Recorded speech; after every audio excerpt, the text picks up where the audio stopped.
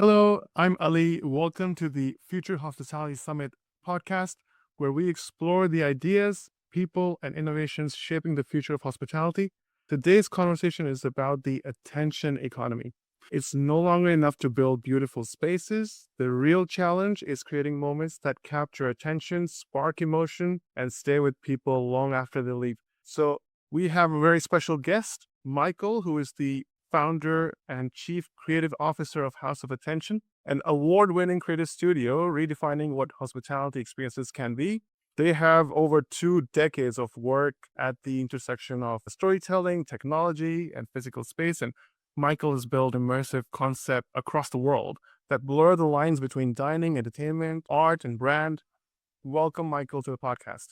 Thank you so much, Ali. It's a real pleasure to be here. Well, did I get all that, Michael, for the intro? House of Attention is a hospitality creative studio. We focus on the art of gathering people, big ideas for passionate audiences, delivered with what we imagine is an outrageous version of hospitality, right? And this idea of outrageous hospitality takes the foundation of what we're trying to achieve, creating a solid place for people to gather with everything that they need. How do I make it unique, different, and specifically special to the place and the time that they're gathering? The World Cup, Formula One races, the Olympics, Fashion Week, Art Basel. These things make the city alive in specific ways. They create a calendar of memories over years and hopefully generations. And that process is a culture that inhabits the locations that you were saying. And I spent the last 2.5 decades building those activations near those live tours and moments, taking properties and making them into experiences that were bright and shiny for moments. And over the last 2 years, we've been taking that knowledge, right? How do we get attention at an already attention saturated place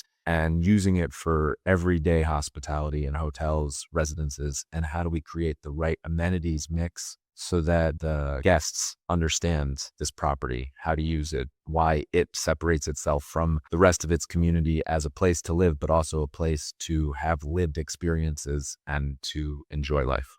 Michael, you're, of course, one of our speakers at Future Hospitality Summit in Saudi Arabia on the 22nd to 24th of June. And you said you're obviously based in the U.S. Whereabouts in the U.S. are you? I'm based in New York, and we have an office in Jeddah as well. Traveling back and forth to the region has been absolutely amazing. As I was saying to you earlier, the first trip that I had to Saudi was for FHS last year. And not only was the conference just amazingly well produced, but the community that I encountered, the knowledge transfer, the welcomeness of understanding the potential for operation, for investment, for creativity. It was just really great to see it happening. And I'm super excited to come back and be there again. Thank you, Michael, for those kind words and for your support, of course, as one of our partners for this year's event. Obviously, things are a little different right now compared to last year when you were with us. What should we practically do now from an experiential point of view over the next few months? Let's say you're talking to a group of our owners and operators in Saudi Arabia, which you will be doing in a few months anyway. What, from your perspective, should they be looking at? What should be priorities? Not an expert in the short term. I am still trying to figure out the most real way to prepare for the medium term and the next 18 months to 3 years, right? Specifically in Saudi Arabia, we have a lot of goals around Vision 2030. We have a lot of goals around making sure that the properties and the places that we're building inside the kingdom become alive and have the kind of cultural impact that we're looking for. In the next 3 to 5 months, there's so much uncertainty, but as we are developing these properties between whenever regional stability starts to become more the norm, right? And this next large global moment, this idea of defining how to use these destinations and creating open paths for people to explore them. Saudi has been leading this in the region. It's going to have to become multicultural, beyond sport, beyond art. We have to look for different ways for people to use their time and energy next to those moments, next to the Formula One race, next to the golf tournament, next to the boxing match. I am looking to understand better, because I haven't been able to be to the region since January. What does internal markets look like? How are people participating inside Saudi and trying to use hospitality in that regard? How has the kingdom absorbed all of the people that are moving around the region right now? And how has the burgeoning hospitality industry kind of worked with that process so that these people can find semi-permanent temporary homes? I mean, I know Jeddah's hotels are very filled right now because of the number of people that are moving around the region. I would love to, Ali, again, hear how you guys are seeing this type of stuff and the very specific issues that you're trying to address. I think activations as a driving force tell the story of how we want it to be when it's stable. And I think that there's a lot of different ways that that can happen. But I think in the short term, I would love to find out how we can create pockets of that stability so that we can offer that hospitality to a tumultuous region, if that makes sense. That's fair enough. I think from our perspective as well, we're finding that there are lots of voices like yours that are keen to interpret and understand the current situation and see what's best. Hence, the June opportunity is timely to collaborate, discuss, engage the investment community as well to reassure and guide with the inspiring voices like yours. And so we hope to figure more out as we go, but it's an interesting dynamic. As you said, Saudi seems to continue being busy and a lot of promise. There's centuries of hospitality legacy. So we're quite positive. We're very excited to meet you all there in a couple of weeks, and it's going to be good. So while we move on to more of, as you were saying, like your vision is more of the long-term angle, and that's what we aspire to build here anyway as we get together. We have cities like Dubai, Riyadh, Doha. They've got spectacular buildings, new brands, big openings, competing for the same few seconds of a guest's attention. And, you've obviously built a career around, as you were saying, the outrageous hospitality and the global attention-getting experience. So in this kind of environment, what actually cuts through? Because especially when you look at content, the noise right now is all about the negative. So how do we utilize for the short run and the long run these moments and create something spectacular? The most impactful thing that you can do is stand for something and to drive towards a passionate audience. Trying to be a global uniform marker of luxury or marker of excellence sounds good, but you really need to pick. There is a difference between the Four Seasons and the Armani Hotel in the way that they execute luxury. And in selecting, in choosing and editing your process and the audience that you want to talk to, it allows you to amplify the things that you are going to be passionate about as a hospitality engineer, architect, restaurateur, whatever. But you have to pick. You can't do everything, especially now.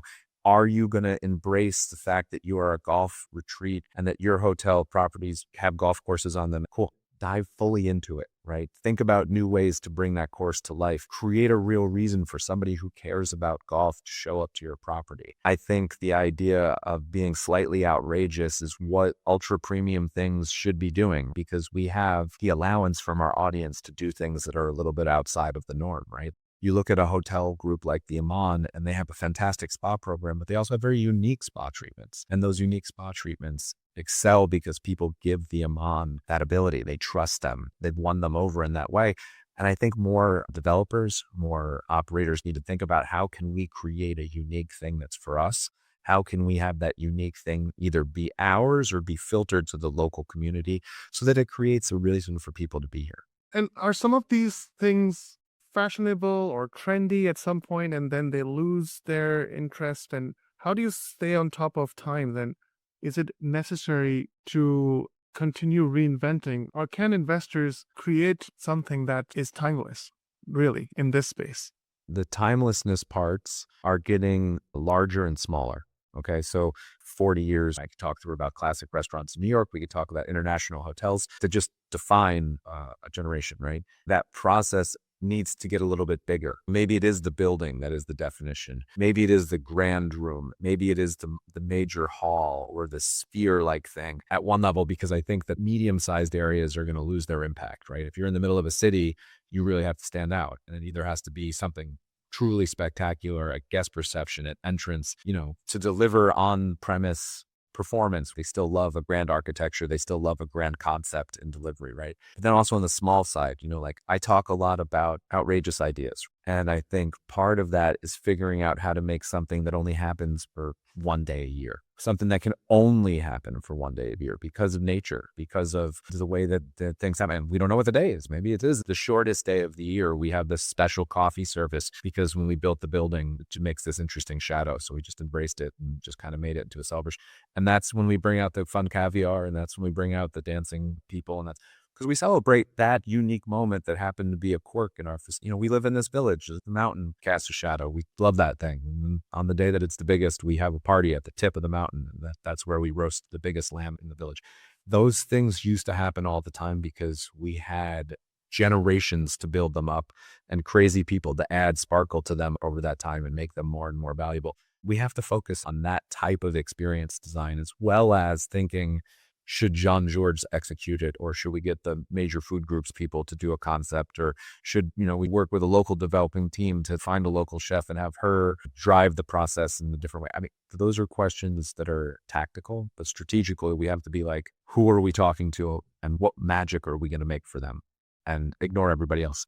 Now, obviously, the Middle East region have their own unique such moments, don't they? Because we've got our own cultural moments, we've got Eid celebrations, festivals, art weeks, and now even more global events being pulled into the region.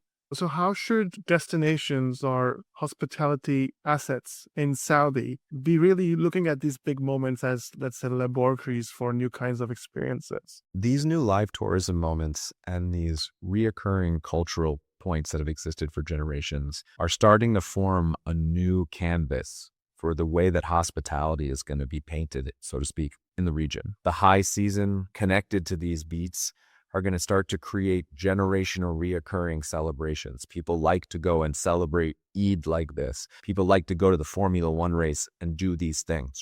And it takes repetition. Humans are repetition learners. And I think individual properties embracing these live moments and creating spectacular hospitality moments that make their property integral in having a unique experience, I don't think that's trivial. I do think it requires listening to trends. I do think it requires having a multi-generational team of people that are in their 20s thinking about what 20-year-olds want, 30, 40, 50, and then executing on those things so that it is an energy that hits your passionate audience, right? But it is throughout the course of the season or throughout the course of the experience. And as a property developer, picking the high level thing and then the moments to focus on, that's really the canvas, because you can't do them all and you can't be there for every audience. So what are you building and designing, and how is it going to be brought to those people to say, if you enjoy these things, it's going to be more special here? Staying on the Arabian theme specifically, you've obviously got experience leading mixed teams, mixed skills, chefs, artists, technologists, producers of these concepts that you create and brainstorm with your team, and obviously hospitality professionals as well. So looking at the Arabian region, what kinds of people or mindset do you think are still missing from your typical hotel or development team if they want to create the kind of guest experiences that you think will drive that attention across borders and bring people in? What's still missing? What's lacking? I don't think anything is missing or lacking. I think it's a prioritization. I think that there's two examples. One is Will Guidera and the 11 Madison Park team that, defines it one way, and Ian Schrager that basically says the same thing. But when you're doing hospitality projects, 90 to 95% of your budget, you have to be ruthless. You have to be to the penny, make sure you're getting all the value possible. You can explain why very easily. We bought this fish because it's the best fish. This is the purveyor. This is how much we charge. This is the margin. Then there's like 5 to 10% that you're like slightly embarrassed to say out loud in a board meeting. And that 5 to 10% is what makes the place alive. It's hard to justify. It's hard to explain. Why did we paint that painting? I don't know. I can't, the numbers don't directly tie to a KPI specifically, and we don't have year over year growth compared to the linen numbers, right? Which are all very valuable for operations. But that 5 to 10% is what I would say, invest in your team. Give them the budget to go play. Use your spaces you currently exist and see what's working, and then see how you have to modify them towards a big moment. And I would say I'm involved in the region because last year I stopped being just a responsive consultancy, building hotels and restaurants and experiences for others, and we started building our own. But I'm in the United States, and we're seeing the World Cup happening right here in a lot of different markets, which is not going to be too dissimilar to the World Cup coming to Saudi Arabia in 8 years. So our idea of developing here in the US in parallel with these live tourism moments in those markets, hopefully we're going to be able to learn some things and be able to reapply them in the same kind of way to the Saudi World Cup when it comes in 8 years. Because again, it's about looking at that magic budget and investing in it, but then picking the audience that you're going to focus on and have those two things start to slowly come together from a team's perspective, an experience design perspective.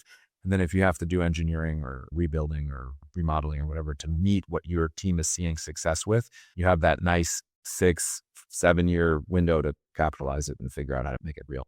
Michael, it was very interesting that what you were saying in the beginning when you were introducing your business, that you're obviously based in New York and then you have offices in Jeddah. So tell us what brought you to Saudi, what excites you about Saudi Arabia specifically?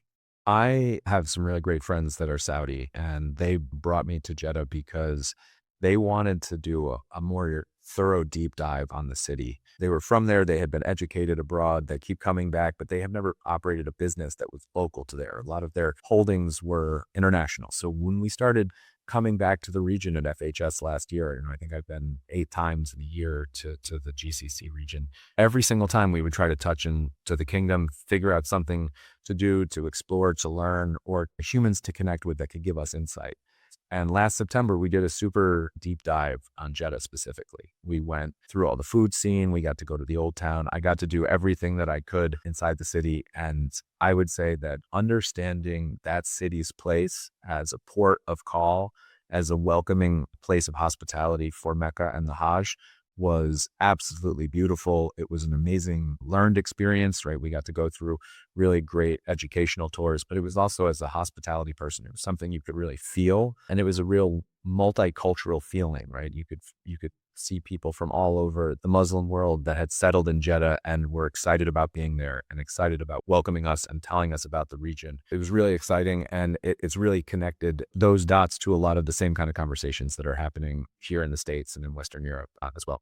To wrap up, who are the types of people that you're most looking forward to meet when you will be in Riyadh with us in June? So I'm coming to Riyadh in June to launch our first restaurant project in the region and to start getting prepared to launch a hotel that we're building in Jeddah. I have done a lot of things that look like this before, but I'm looking forward to meeting people who have opened up restaurant groups in the region and have done that part of the business, but have also connected them overseas, both from a financing side, but also from an operation side, because so much of this stuff is about the local markets, taking your ideas, filtering them through local operations, and then practicing. And I'd say that knowledge of how to operate and to make things that are excellent in the region, would love to meet people that are doing that and kind of pushing the local culinary and cultural voice forward. I would also love to talk to people who are looking to invest both in the region and internationally, and to create that bridge specifically through these kind of immersive experience designs, whether it's music, fashion, automobiles, food and beverage, investing in the Saudi Arabian market connected to brands that are also in the global market, making sure that that knowledge transfer happens in both directions, not just taking the Western brands and bringing them to the kingdom, but being able to take knowledge from those things, those operating systems, and generate local cultural things that are impactful, both in Saudi, but, outside as well, a global voice at the same time. Cool. We're looking forward to seeing you in a few weeks in Riyadh, and I'm sure our community will be keen to discuss your exciting ideas, get some of the knowledge over to you, and vice versa. So thanks again for supporting us, and we will see you soon. And brings us to the end of today's episode. Thanks, Michael. Thank you so much, Ali. I really appreciate it. I hope you have a great day. I look forward to being there in June.